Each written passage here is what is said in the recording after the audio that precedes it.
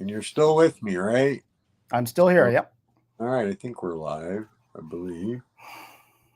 Yeah. Okay. It looks that way. Yep. We've been live for 11, 12 seconds.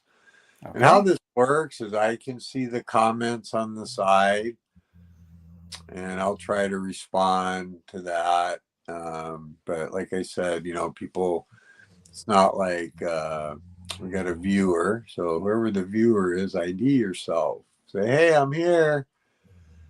All right. Brian says you need to add him. He's in backstage right now. Oh, okay. Hang on. Let's see if I can see him. Yeah, there he is. Add to stage. All right. Hey, there we go. Look at that. We're cooking with gas now. Is that thing in Canada? I don't know. Yeah, we got gas here. All right. So really quick, we got 3 people on. Can somebody tell me what time it is? Oh, Mike Kelly from Alameda. He's a good buddy of mine. Because I can't see what time it is on my phone when I'm running this. So it's 6:28 your time, 10:28 here. Okay.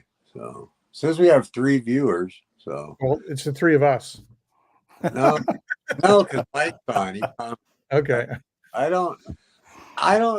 You could be right, but I don't think so. Because when I did this will be like my 3rd live stream. And I think when I was on by myself, it didn't show me as a viewer. Okay. So. But I could be wrong. I have no idea what the turnout will be. I posted on Facebook. I sent messages out to people. But whatever. The last couple I did where it was just me kind of babbling, I did, I don't know, I had like 12 or 15 people. So let's see. Mike says, Can you guys see the comments? I can. It says, Mike says, I'm at least number 4 with you guys. That's right, Mike. See, positivity. So we got there's another. Chris Gammon. Where are you seeing the comments, guys? I can't see anything. I can just see the 2 of you. Well, I can see the comments. Okay. I've got a chat and comments field to the right. Oh, there it is. Private chat. I was on the private chat side. There we go. Okay. No, we're all public here. Hey, Chris, how you doing? So I've known Chris for a few years. He's local, a half hour from me or so. Comes to my game days. Chris is an ASL player. He is an ASL player. He's very good at it too. So he beats all of us over the head. Actually, he's very nice. So okay, we got 4. So yeah, I don't think it counts us because we got Mike, Chris, and it says we have viewers. So if you're a viewer, please ID yourself. I'll say that once in a while. So I think it's 6:30. Can one of you guys tell me? Yep. Okay.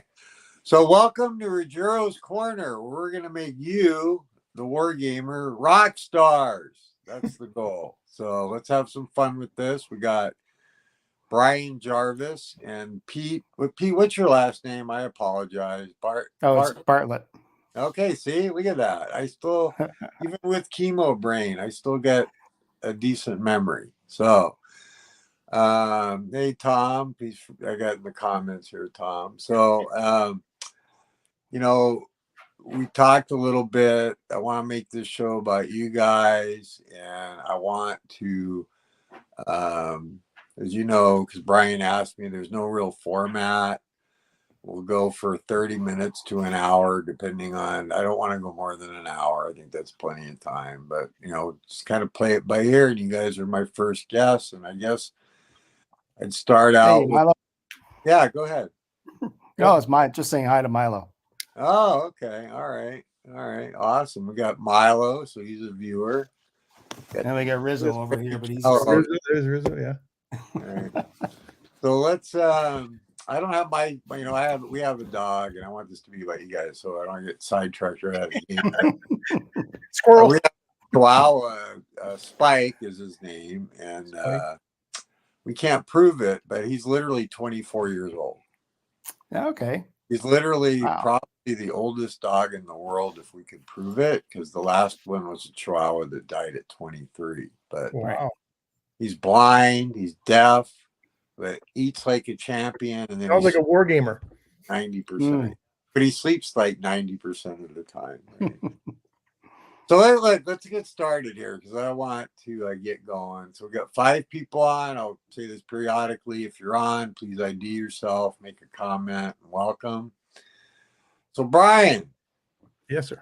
And I know we met on the basically Facebook and the internet. I haven't had the pleasure of coming to Halifax yet to game with you guys, and knock on wood, and hopefully I get the chance someday. But so let's, okay, let's just start with the basics. How did you start wargaming, and what's your attraction to it? Well, Mark, you and I are probably the same age. I'm 58, and so I was about 10, and an older kid, probably 3 or 4 years older than me. We used to build models together, and I kind of looked up to him like an older brother that I never had. And he came up with this game called Third Reich, and he said, "Oh, we got to stop playing models and we got to play this game instead." Wow! So it was it was probably the first edition of Avalon Hill Third Reich, and I had no idea what I was doing. He was like 14 and I was 10, and he just kind of moved the pieces around, and I was done. And then a few years later, my best friend at the time, he and I had our birthdays just one day apart. And he was and still is a real aviation nut. He went into the Canadian Armed Forces, became a helicopter tech, like even at a young age, though he was really into aircraft. And for my birthday, when we turned 13 or 12, I got this beautiful Corsair model, 132 scale model. And he was at my birthday party, and he saw this plane and thought, "Oh, wow, that's so cool." The next day at his birthday, his uncle gave him a copy of Avalon Hill Battle of the Bulge. And I said to him, "Oh, that's so cool." And he looked at me once and said, "Trade." And so he got the Corsair model, and I got my first game, Battle of the Bulge 65. Wow. And other than obviously the usual pause when you're in your 20s to when you're in your 40s and 50s, I hung on to every game I had from when I was 12. Nice. Yeah. No, great, because what's funny, we are the same age. I'll get to you, Pete, just a second. First game, Tactics 2 for me. Then I went to college with first edition Third Reich. That's why I said, wow. I was like, yeah. Yeah. And as I say, the rest is history. And I've done a trip down memory lane with Battle of the Bulge, Third Reich, a couple other ones on my channel. I want to say hi to Danny Henning, is in the comments. Welcome, Danny. Clip Encounters. Yep. I'm not nowhere near Ardwolf Slayer and his counter clipping, which he's wonderful channel. But anyway, and Mike's drinking red Napa. I wish I could drink. I had to give up drinking about 9 months ago when I got all this crap. But anyways, Pete, tell us what got you started. How did you get rolling in the hobby? In 1973, we had 2 companies in Canada that would put out Christmas catalogs. There were Sears and Eaton's. And it was the Eaton's catalog that year, 73, that had Avalon Hill's Blitzkrieg in the toy game and toy section. And I had never heard of War Games. I looked at it. I looked at the cover and I thought, hey, this is great. This is like all these pictures that I used to draw when I was kids of planes coming out of the sky and everything. Yeah. So I asked for it and I got it. And of course, it came with the Avalon Hill catalog. So I played that thing to death. And then I bought Midway and D-Day and Africa Corps and a few others. Right. And then it was a few months after that, we had just moved into a new house. And a woman from across the street came and knocked on the door. Said to my mother, I've noticed you've got a young boy here that goes to school every day. I think he's about the same age as my son. Would they like to get together? We were 12 or 13 at the time. So my mom said, yeah. And I got together with this guy, Alan, went over to his house across the street, down into his basement, where on his ping pong table, he had a strategy and tactics magazine game set up. And he had a subscription to S&T. So another big light went on, bing. So I got myself a subscription and just went from there. Wow. No, it's an interesting story. I say hi to William Arends from New York. Scandalous. I don't know. I can't pronounce it. It's not scandalous, but anyway, you guys can see it in the comments. But what I like about your story, what's interesting, you said get out in the basement and the ping pong table. I mean, I was 10 years old when I started. I was 1975. Boys Life magazine had an ad for Tactics too. But when I was in high school, a friend of mine had a ping pong table, and maybe that's what started my addiction to monster games. Was he had walked on Ryan set up, my friend Edmund McLean, and still in touch with him off and on. But yeah, wonderful memory. So that kind of is a great lead in to my next question for Brian, and then we'll go to you, Pete, is maybe share with the viewers what's, I'm always good about, especially now, saying, things about brings joy or enjoy your journey, right? Because it is a journey that we're all on. What's maybe something you want to share that's with people that, as far as wargaming goes, that brings you probably the most joy of, like, why do you wargame, or what makes you happy? What, and I'll just give you a quick example. For me, it's all about not only the immersion in history, but the escapism. I can forget about everything for a few hours and just focus on having a good time with my friends, or even solitaire, just like a mental exercise, learning the game. But what's for you, Brian? What's something similar, whatever you want to share, honestly, but what brings you the most joy? So Pete and I just got back from seeing the movie Waterloo tonight. No spoil.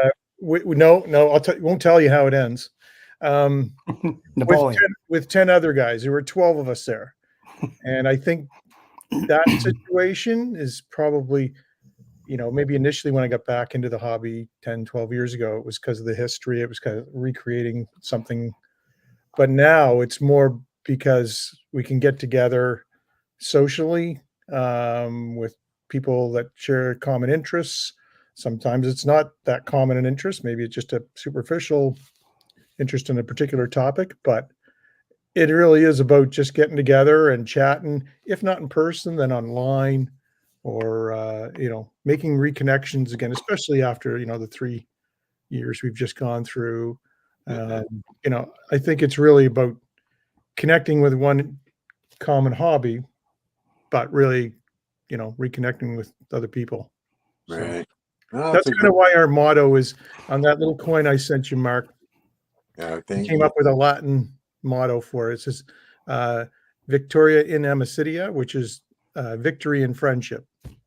That's the victory right there. So that's great. No, that's actually, yeah, I love that. It's cool. Just so our viewers know, we got 7 people now. We're growing. You can feel free to share the link, guys. Peter, we're not scaring them away. No, I guess not. Yeah, not yet. Anyways, it probably that's because you guys are on. You're both better looking than I am. Hey, Eric, and just so it's clear, if the guests in the comments want to ask any questions, feel free to do that, and I'll work you guys in. So just so wanted to say that. Welcome aboard. So how about you, Pete? What there again? What brings you like the most joy in the hobby, or like what motivates you, I guess? Well, I guess there are 2 things. When I was a kid, we had basically no money. We were dirt poor. And my parents tell me that when I was little, I would spend hours flipping through the atlas, looking at maps. One thing we had was a really good atlas. So I just love the maps. I love having a map on the table in front of me that I can just look at and see what's where, what the terrain is like, where places are. I will look through maps. I'll read books about a battle, look at the maps, look things up on the internet, read about towns and so on. I just love that kind of thing. But the other thing, to echo what Brian said, is the social aspect of gaming. Every Tuesday we're at Brian's place. He's got the best basement of the bunch, and we set up a game there, and we play, and we just shoot the shit and have fun. It's just a great way to spend the day. No, isn't it? It is so wonderful. I wanted to really quick say, so Eric's from Massachusetts. Eric, I was born in Brockton, Mass. My dad moved us to California when I was 10, actually, 1975. So I guess that was a pretty interesting year, right? Came to California and discovered wargaming. No, it is, I think, great. I know that, like, just here on the chat, like, I've met you guys online. Mike Kelly, who's on, I met him, it's been a few years ago now at Pacificon. It's a local convention.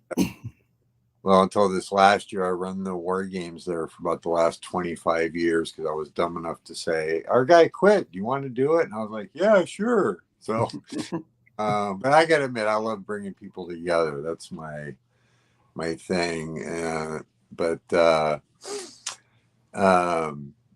me see. So what, I got to tell you, so like a lot of people know, I love monsters games. I don't mind complexity at all. I play World at War from GMT. I've taught people how to play it. Which I'm proud to say, 10 of the 12 people I taught still play it to this day. Maybe what's like your favorite part of the, I'm not asking what's your favorite game, because thank God, and I may get there. We don't have to choose, thank goodness. But what, maybe your favorite type of game, or, it's so hard to choose, right? Because I can see Brian's collection, or at least a piece of it. So that's about a fifth of it. Yeah. If that. Thank Mark for that, because I bought 3 monster games from him. Yeah. Walk Tom Ryan, I bought from you. War in Europe, I bought from you. Chancellorsville's not really a monster game, but did buy it. Yeah, I got those from you. No, yeah, my pleasure. I hope they bring you guys a lot of joy. I hope you play them. And I'm crazy enough, and Mike knows me well enough. I actually been allowing myself for about every 10 games I sell, and I won't talk about how many more I got to go, but yes. I still allow myself to buy one. And I actually bought back War in Europe. I don't know if I'll ever get to it. You bought it back. I did. Not from you, obviously. No, because this one's unpunched. Yeah. Yep. So, but I'm, I just love it so. But I want to share. Yeah. So share. We got 9 viewers. Let's, guys or ladies, man, you're on, say hi in the comments, introduce yourself. So we got, once again, really quick, got 10 people now. We got Brian Jarvis and Pete Bartlett, right, from Nova Scotia, Halifax, our neighbors to the north and way far east. So Brian, what's your, monsters, type of games? What's your thing? Because as Pete said, we get together here once a week on average. We kind of like a game, or I like a game right now that you can fit more than 2 people in, and maybe fit their role in the game to their personality. I think Pete knows where I'm going with this. So any game that we have, for example, I've got Napoleon's Imperium from Compass that I'm starting to learn. It's not a heavy war game. It's probably Axis and Allies with Napoleonic era. What game was that again? Sorry. Napoleon's Imperium. Yes. Andrew Rowland's game. Right. Andrew Rowland. So, Pete and I have a friend named Adriano who we want to put, and we've told him he's playing France because he's kind of like go just all the time, right? And but we played other games. So the BCS series, Battalion Combat Series, some of the larger footprints of those. We'll get 5 guys here, and we'll say, okay, you're that formation, you're that formation, you're that formation. So it doesn't really matter the scale. It could be, Third Reich or the war, or eventually this one, thanks to you, we're going to have people, not really role play, but you gotta be who you are. If you're playing Russia, you got to throw in the accent, and you got to, if you're playing Italy, you got to just do stupid things and whatever. So that's the kind of game I like, where there's a bit of joking around with it too. Yeah, you can take it seriously and you can know the rules, but you can have a good time with it too. Yeah, no, that's wonderful because, well, knock on wood, I'm going to be meeting up with a couple of guys to play Axis Empires Ultimate Edition. We're going to play without all the bells and whistles, but that's a game I've played literally Krieg in 1993, which I like to say was a complete success in spite of itself, because back then there were rules in the examples of play. It was probably one of the most horrible rule books ever. But at Pacificon, like got sold in the dealer's room, there were at least 4 or 5 games of it going on, literally like just impromptu that weekend. And but yeah, it's a wonderful game. I want to really quick, Ron, my brother Ron's on as a user, and he's my younger brother. But I'll get to your question, Ron, because I'm going to give Pete here to answer the same question. Well, my favorite thing mostly, I think, is Operational World War II. And but again, team games are great. We had a fun game of the campaign game of It Never Snows, the Market Garden game from Multiman Publishing. And we have 6 or 7 people who show up from time to time at Brian's place on Tuesdays, and sometimes guys can't make it. And so the group, there may be 3 or 4 core people, and then there are 3 or 4 that change from day to day. And I actually ended up one time, I think I got traded from the Germans to the Brits 3 or 4 times during that game. And there was one session where I was given the British Airborne in Arnhem, and I set up what I thought was a pretty good defense. And that was the end of that session. We came back next week, and somebody else had that, and I was assigned the Germans to attack the defense that I had set up. So I was a little unhappy about that, because I thought I'd done a pretty good job setting up the defense. What happens when you're late? Yep. Funny. That's funny. That's a great memory. So let's see. We got Charles Latora. Welcome, Charles. Where are you from? Feel free to ask questions.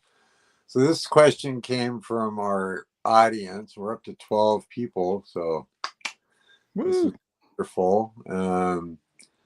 There's somebody named, I'm going to butcher this, Nanguaya. They say, hi, everyone. I know I butchered that name. Apologies. So my brother, who obviously needs to register on YouTube, but whatever. Now I love Ron. He's my younger brother. He's 5 years younger than me, and great support, great brother to have. He's asking, and I'm going to come back to the moments. Remind me, I want to come back to a question about one of your greatest moments in wargaming, which you may have already just shared it, but I think it's a great question. My brother asked, what's your favorite game? And if you don't have one, that's fine, but do you have a favorite game about the Romans or Italy? It is the Ruggiero channel. That's it. He's asking me, this is about you guys. I'll answer it too, but I'll go last about that. Do you have a favorite game that's like about Italy or Rome or involves Italy? Right? It's pretty wide open, but I think, Go ahead, Pete. I'm trying to think of something. S&T 89 had a great game on the Battle of Sicily. Oh, and yeah. I thought that was one of the best S&T games. I love that. And I still love the old 1969 Anzio game from Avalon Hill. There hasn't been a good full campaign game on Italy made since then, I don't think. Right. Yeah. So I got to tell you, or you may not know, it just depends. I did a replay of the advanced game. Yeah. There we go. Rome. Yep, I have that. I haven't played it yet. Oh, cool. It looks really, yeah. It looks really good. But yeah, it's funny. The Anzio, you're right. It has not. I did 4th edition. I do have a 7th edition. But yeah, no, it's literally probably the definitive game on the Italian campaign, I think. So, and I couldn't tell, and I'm sorry, it might have been my camera, if that was Brian or Pete talking. So whoever didn't go, It was Peter. Yeah, That was me. Yep.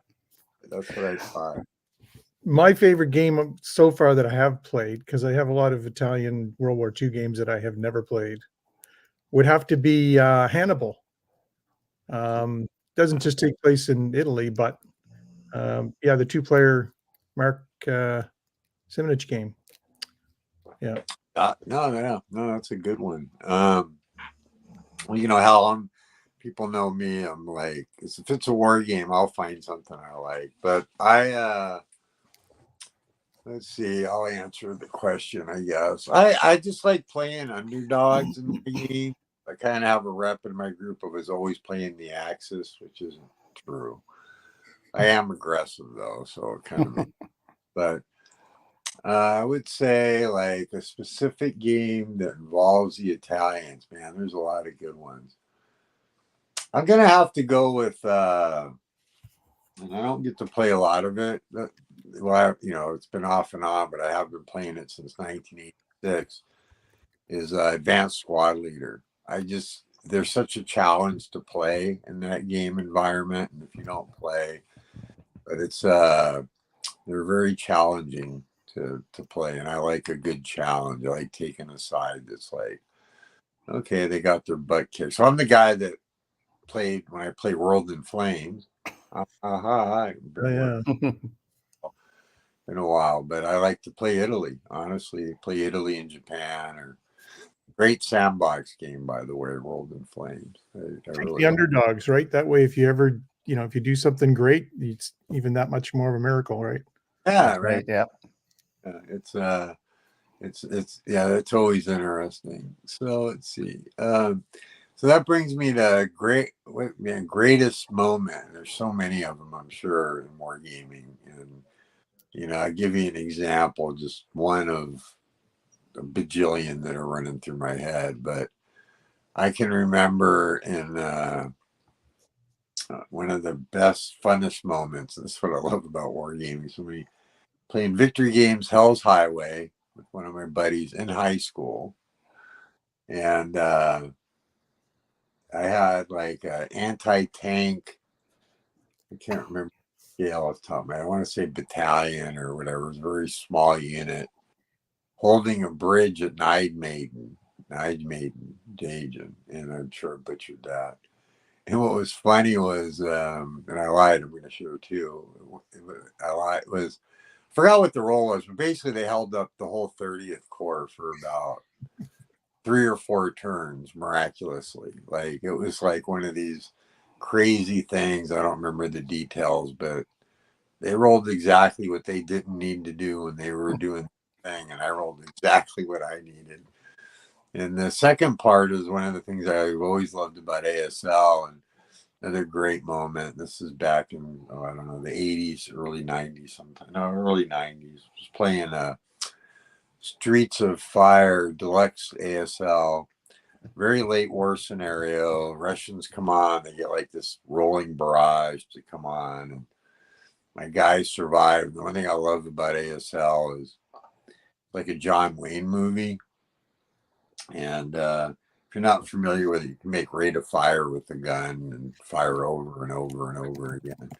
Well, anyways, I had a 88, infamous. I was the Germans, and I had an 88 that made rate of fire 18 times in a row. Whoa. I don't know if Scampman's still on, but I was getting critical hits and rolling 2s, and yeah, it was nuts. Like never happened again. Never happened since. I was like, damn, I should have been up in like Tahoe or Vegas or something.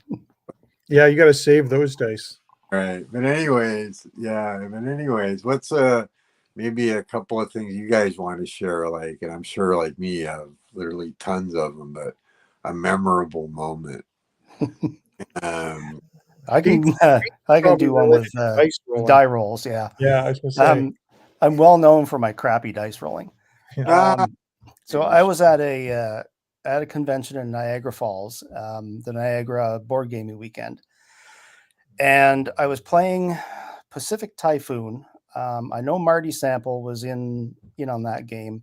He's a pretty well-known name. I'm not sure if Rob Winslow was there. He might have been, and there were 2 or 3 other guys. So we're playing Pacific Typhoon, and for the first time, I was doing really well playing this game. Usually, I'll just pathetic, I'll lose. But we were pretty much on the last hand of the game, and I had the atomic bomb in my hand. And all I had to do was play the atomic bomb, roll anything but a 6, and the game was over, and I won. And I rolled a 6, and the whole table broke out laughing because I knew I was going to roll a 6. So basically, the little boy went off in the Bombay of the Enola Gay, and that was the end of the war for me. So I came in like 3rd or 4th instead of 1st. So, wow, that's great. That's a great memory. I want to just really quick. We're going to go to Brian. There's 13 people on now, so if you haven't ID'd yourself in the comments, say hi, say hello. Got a question for our fellow wargamers, feel free to ask and we'll get to it. And welcome aboard to Ruggiero's Corner. So go ahead, Brian. Come on. Mine would probably be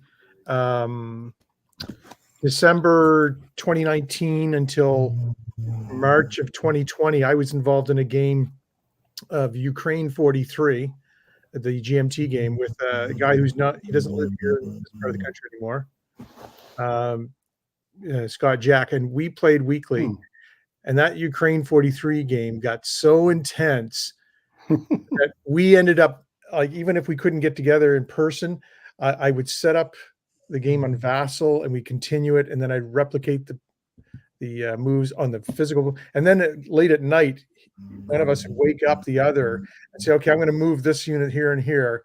And I would videotape my die rolls so I could complete the turn.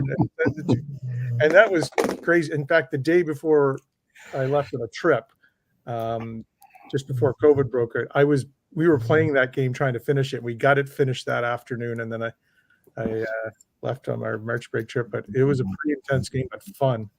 Yeah. Okay. Wow. Yeah, it's amazing. And then all the I hear it snoring. Is that your dog, Peter? No. Oh, could be.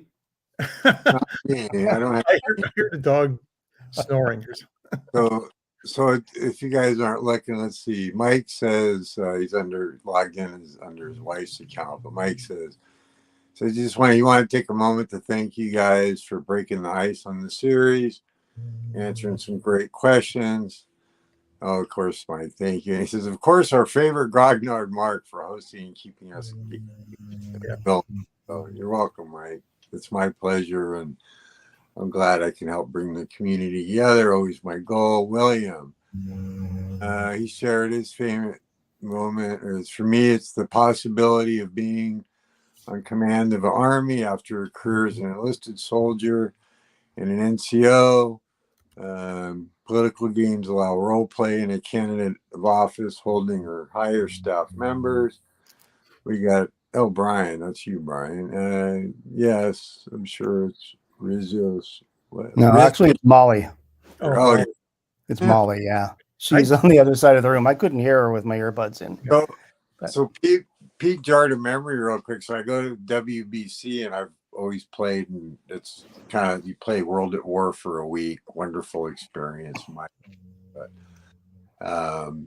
And 1 year, like my first or second year there, and there's a research element to World at War that I really enjoy. It's one of the funnest part of the games, I think. I love it all, and it's funny, I was playing the Western Allies in Europe, and I didn't quite have a handle yet on the on the research for nuclear weapons, and I managed to basically very early in the development stage of atomic weapons, I managed to roll a 1 on a table that I later rolled on, and they gave me a mulligan. My opponents were very generous, but I basically, killed the whole research team. We had a little meltdown in the reactor room or something. So ended the program right there. So we didn't even get it to the plane. So, it was just, but anyways, yeah, it was fun. So what's the what? I already know what mine is. I'll save it. What would you say is your most anticipated game that's not out yet, and you only get to pick one? And I know. Oh, okay. All right, that's an easy one for me. I'm going to pick The Greatest Day, Utah Beach, to put a plug in for Multiman Publishing because I'm their social media coordinator. So, Okay. I recognize your name. so maybe they'll put a bonus in my next check. Yeah. But yeah, actually, I am looking forward to that game. I love the GTS system. Like we used to say in the union, double my pay. Okay, what's double of zero? Yeah. You know, but I have a real passion for that work. But anyways, okay, yep, no, that's boy, yeah, that's a good one. I have it on pre-ordered, so Good. yeah. Should Like be you said, January, we hope. hopeful. Yay! Yeah. When? What'd you say? January? Probably January. During winter offensive, right? Everybody, you need to spread all over. Maybe, Come on, maybe. that'd be terrific to have it there the day we arrive. Yeah. Yeah, it might be. We hope so. That's such a wonderful system. I've played Devil's Cauldron, and blah blah blah. So yeah, that's on my do not sell list right now still.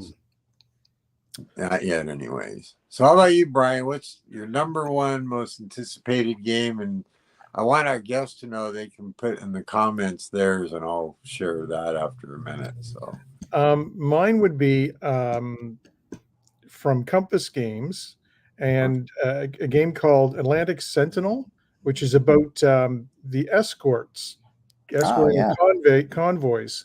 Because right here in Halifax, we have the last remaining corvette that sailed in the Battle of the Atlantic, and that's kind of what I'm looking forward to playing.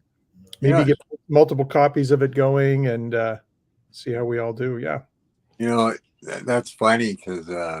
Or not funny. That's great. I don't mean funny, because what it did for me is jarred. Oh yeah. And, actually, let me ask you. So that will be out on Monday, right? We just don't know which Monday. That's right. Yeah, Monday. Everything comes out Monday.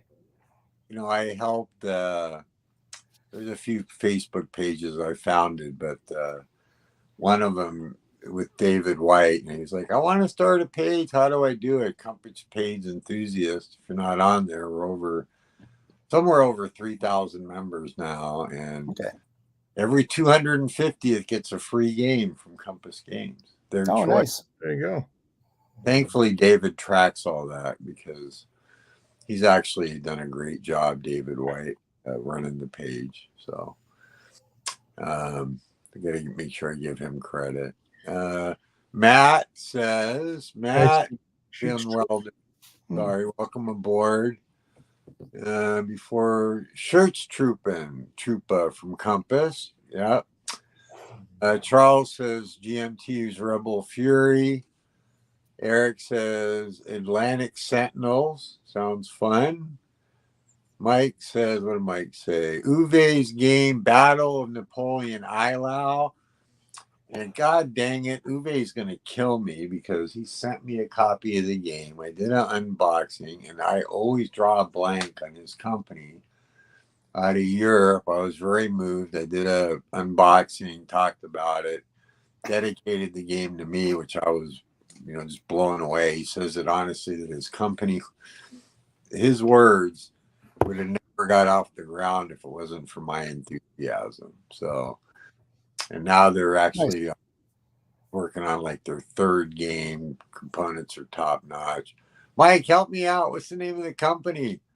Oh my God. It's not Academy Games, is it? Sound of Drums Games, yes. Sound of Drums. Oh, okay. Catch the video channel if you Google that.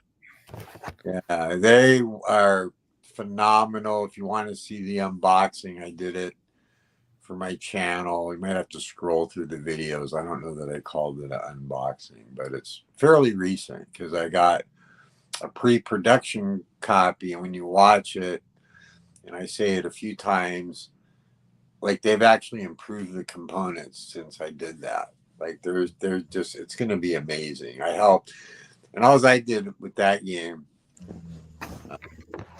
I didn't proofread it, nothing. I would just read the rules and give them feedback and say, I'm a gamer. This is what I think, you know. And we did some Zooms early on and blah, blah, blah. But anyways, yeah, it was really just really moving for me that they just did that. So let me see here, scrolling through here, saw it. Okay, William, let's see, notice, it says, yeah, okay, Chris, he's reviewing, Chris Gammon's reviewing counters for an unnamed MMP game. I just want Peter to see probably knows. zero. I could guess, yeah.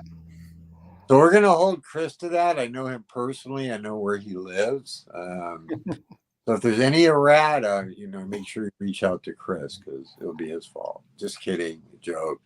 So my most anticipated game should be no surprise, and there's tons that, well, tons. That's a relative term. There's a few I've pre-ordered, but I was definitely up there. But I gotta say, I think my number one game that's out there is another Compass game.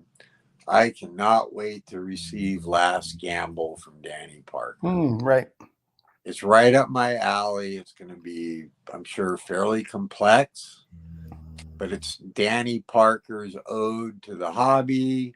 Anybody knows who Danny Parker is. He's written books on the bulge. He's just really super knowledgeable. I've read about the package. It looks like it's literally going to be a history book, but a fun, detailed game. And I'm really looking forward to that because I am one of the few people that years ago struggled through the 3Ws, Hitler's Last Gamble.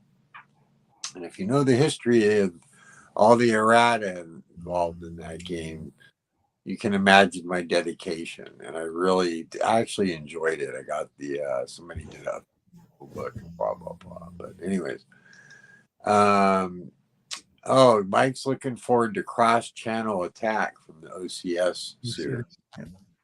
God, it's just, there's so many games, dang it. So much little time. So we're at 42 minutes. So we're going to go maybe another 18. I got to make sure I'm religious because I'm on timing because I'm a hanger on. And I know it's late for you guys. So just kind of give you a heads up. So I think, why don't we, well, we'll do that at the end. Let me think here just for a second. Does the audience have a question for the guys that's burning question that you want to ask? I want to say that if I don't see anything in a minute, I'm going to fire away here. So well, maybe to ahead. give them a few seconds of time, I'd just say something, little story. I noticed earlier Alan Rothberg signed on. Alan is another person on Consim World. I've been on there since 1997, I think. And it was maybe 10 or 12 years ago, quite a while ago now. Right. Had a very good friend on Consim World. By his own admission, he wasn't the sharpest knife in the drawer, but he's a super nice guy. And he asked a rules question, and somebody came back, was a really snarky answer, basically said, if you can't figure that out on your own, you're an idiot. So I went back to this other guy and I said, stop being such a twat. Pardon my language if anybody's offended by that. Okay. And to deny him the pleasure of reporting me to the Consim World Behavior Police, I reported myself. And it turned out to be Alan Rothberg, and he and I had a nice chat on email. Nice. Basically said, yeah, good on you, but don't do it again. I have FaceTimed with him. I've FaceTimed with him a few times. So we have a couple questions from the audience. I'm going to get to those really quick here in just a second. I did want to say your online thing, what amazed me is, and I tend to not get involved in online disputes, especially now, because it's just not worth my time. Yeah. But literally, you know, VUCA recently came out with Red Strike, whether you're a cup of tea or not. I've met these guys. Patrick, one of the owners, like super friendly, super good guy. No offense to MMP, I love MMP, but they literally have phenomenal graphics. Their games They do, yeah. are just freaking amazing. And somebody complained about the errata, and I just went and looked at the errata. They're like, "Oh, errata! The game's just now shipping." You know, it's a huge project. And literally, the errata was like clarifications, like, and I'm sure eventually there'll be more, but it was like just a little bit, and I couldn't help myself. I gave some kind of snarky remark, like, really, I don't know, I can't remember now, but nobody responded, so it's fine. But I just sometimes it amazes me. So let's go to the questions here really quick, because we get about 15 minutes here. So Tom, who's a friend of me and Mike's, lives in Alameda, California. He says, "What's your favorite game type or style?" So maybe he's asking about, scale or do you have a favorite? I don't know. You can interpret the question how you want. It's, what's your favorite game type or style? Go ahead, Brian. I'd have to say that any game where the turn sequence is somewhat random, or if not predictable, or not predictable, because I find that kind of keeps everybody on their toes. Right.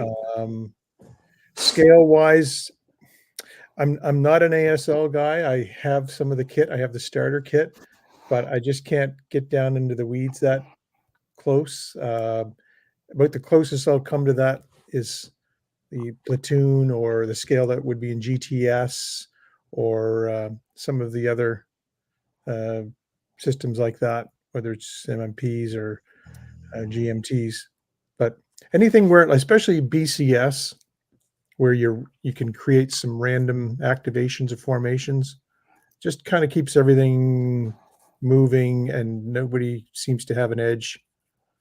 Yeah. I love that. So I want to, no, that's great. So let's see here. Look at Art Wolf Slayer's here. Hey, Artie. Hey, he's watching us. Yeah. The tables have turned. His channel is wonderful. You've seen me wear his gear when I'm getting chemo. We gave him COVID. That's why he couldn't show up last night. So Pete and I can be here tonight. Oh, there you go. I love it. So welcome, Marty. Mike, let's see. Danny talking about Red Strike. Charles, if I miss anybody, apologies. Let's see. Chris Gammon's asking, what's your most pet peeve? And before you answer, I want to say this, Brian.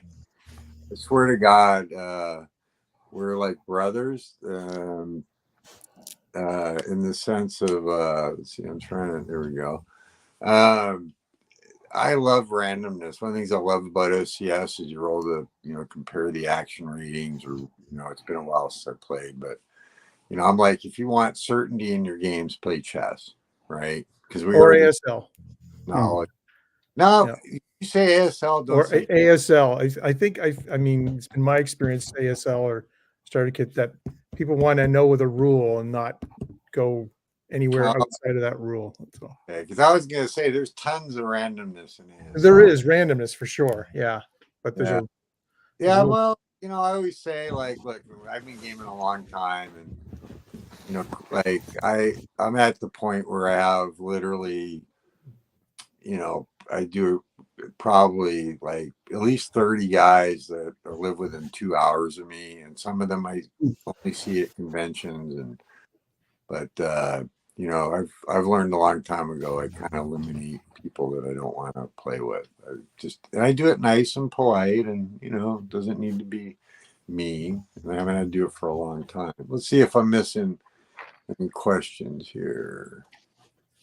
Oh, Artie says, "Hey folks, Eric, hello, Andy, Tom, like SCS and BCS. Yeah, BCS is a huge hit locally, as I'm sure everywhere, because I have to learn it. It's a Dean Essig design. Let's keep Dean in our thoughts. He recently had a stroke, I believe, and if you just keep him in your thoughts. He was a great help when I was doing my replay of Learn to Play of Last Chance for Victory a while back. Love Dean. Been a gamer fan right out of the gate. So anyways, let's see here. So okay. So help me out, guys, with Chemo Brain. Did you both get a chance to answer the last? Peter hasn't. Okay, Pete, you're up. Thanks, Brian. Appreciate that. Chemo Brain is a real thing. So, which question were we answering? There were a few there. Oh, sorry. Favorite So system or scale? Oh, right. Yeah, I'm definitely a World War II guy. I like artillery. I like tanks. I like aircraft. As for scale, I don't usually go for anything below what GTS represents. And I'll go up to strategic, but I prefer operational. okay, fair enough. I totally respect that because I'm Mikey. Like, you give it to me, I like it. So Yeah. air, naval, man-to-man, army, whatever. I just love wargaming. But Chris Gammon wanted to know, what's your pet peeve? What's a pet peeve you have about gaming? Other than errata? Okay. Oh, No, whatever you wanted to be, mine brother. would be poorly aligned counters, but that's gone away now. I don't know. There's not much peeves me off about anything that's coming out these days. Okay. It's all good stuff. I mean, I'm not enough of a technical expert to know whether that's the correct strength for that specific division or anything else. So there's nothing really pisses me off. I think mine would just be a poorly designed map. Yeah, if you're a map guy, that's right. Yeah. Okay, that makes An sense. ugly map. I got what's that one on the Finnish war? There's one that literally looks like one of those 3D pictures. Out that looks toyish. Blood on the Snow. That's it. Oh, Blood on the Snow. Yeah. You look at the map for Blood on the Snow, and you're expecting to see the unicorn in there, and it's just a horrifically bad map. And what about that one from GMT about the oceans, the navies in the oceans with all the weirdly shaped continents and stuff? Have you seen that one? I don't know. No, I haven't. A new, yeah. I gotta say for myself, there again, I just love the creations. If I had a pet peeve about gaming, I don't know that I do. I think because I'm the type of guy, honestly, and I do it in a very nice way. If I'm playing you and you're super slow, like, I say something, because I just won't sit there and just be tortured. And I don't mind, I get it, but, and luckily I haven't really run into that in quite a while, but that's probably my pet. And not that you got to play fast. I know I'm kind of qualifying my answer, but I play rather quickly. And give you an example, I love Storm of Steel. I think it's totally overlooked World War I game from Decision Games, especially with the upgrades that I helped do. And I am drawing a total blank on, oh my God, who did that? I don't know, Artie, if you're still on. Bob Medro. And sadly lost touch with him. He was in the late 80s, did a lot of general articles, helped play test squad leader, blah, blah, blah. But I helped, he did a lot of work on Storm of Steel, but I helped. But anyway, my point is I was playing a game of that. Me and him would meet up. He'd fly out here, and we'd play at a local convention. And it's easily a game you can finish in a 3-day convention. It's not worth counting factors. It's more about the DRMs and some other things. And I haven't played it in a while, but I one time played a gentleman. I won't say his name because we're still friends. But great guy, but took forever to make his move. And, me and when I say forever, it was like I would do the whole Central Powers move in about 15 minutes. not because I'm familiar, but well, I guess I was, or and but he would take like 3 hours to move just the Russians, and I had like because it's not that kind of game. If you want a game where you don't, it's simple, get enough Chrome. I think it's totally overlooked gem because there's a lot of World War I games came out at the same time. Plus, it's a decision game, so.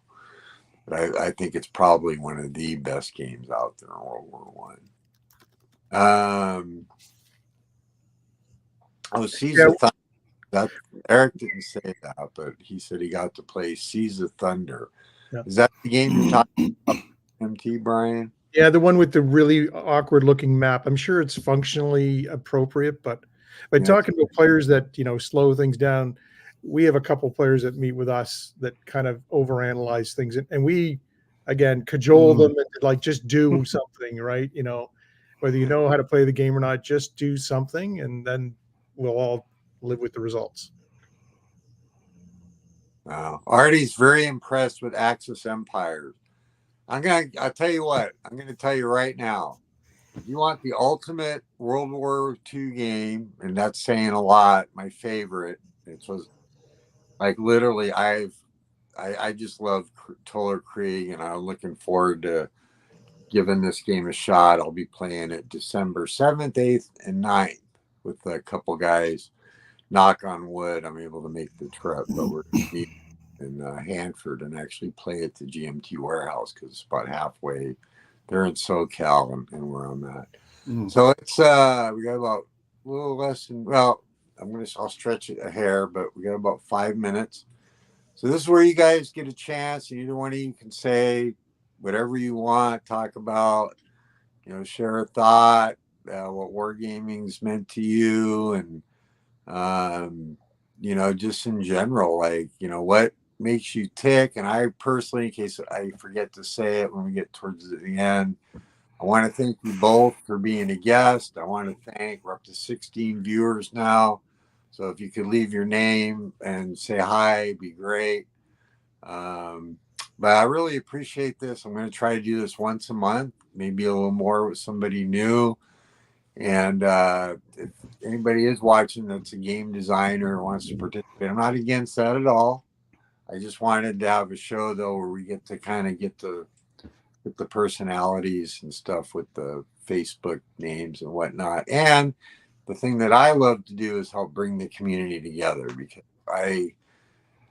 everybody's been so supportive and this and that. So anyways, so I won't pick because I said free format. Got a couple minutes left, a few minutes.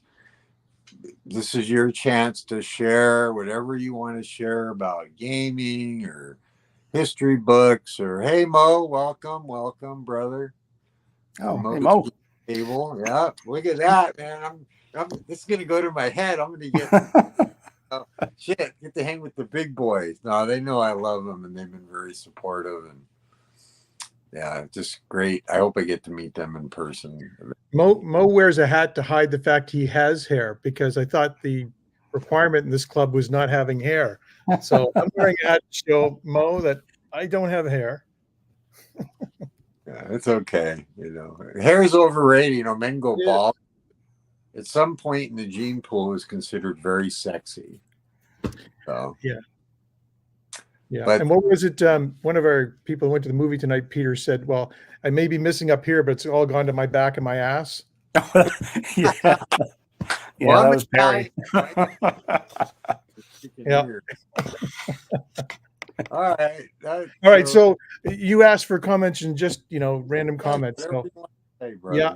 So guys like Mo and Gary and Kev and a few others, and you, Mark, like really in the last 4 years, like from this bizarreness that came around the world in 3-4 years ago, like what other hobby can take people from all over the world and connect them week to week? There's not very many hobbies that can do that.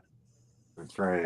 And you guys and you, Mark, and your sincere approach to playing these games and how you bring us back to when we first started, when we were 10 or 12, not just what we played 3 years ago, but like 40 years ago. Like that's really important in this world, I think, that you do stuff like that. So thank you. All right. Well, thank you guys. I do love it. So I say it all the time. I mean, I love the hobby. I love the people. Oh my God, it's really hard to explain. And I'll say, I just want to say this. Thank you to you and everybody. But the one thing that amazes me is I never realized, and it's been great, and like in a good way, is I just never realized all my years of love and just doing things, especially locally, like how much impact I've had, and it's been wonderful. It's really helped. So Pete, share with us something that keep the love fest going, or a book or whatever. I love it. So, well, I'm really loving all the video content that's out these days. Good stuff. It's Mo's on, Ardwolf is on. It's people like that make my job for MMP a lot easier, doing game openings or demonstrations or something. Anything that I can use to help promote products for MMP, it just makes my life so much easier. Thank you very much. And from a personal perspective, I have always dealt with a bit of a learning disability. I have a different way of learning. If you give me a book, I'll never learn anything, but if you show me how to do something, I'll pick it up very quickly. And a lot of the how to play videos are just such a tremendous help for me.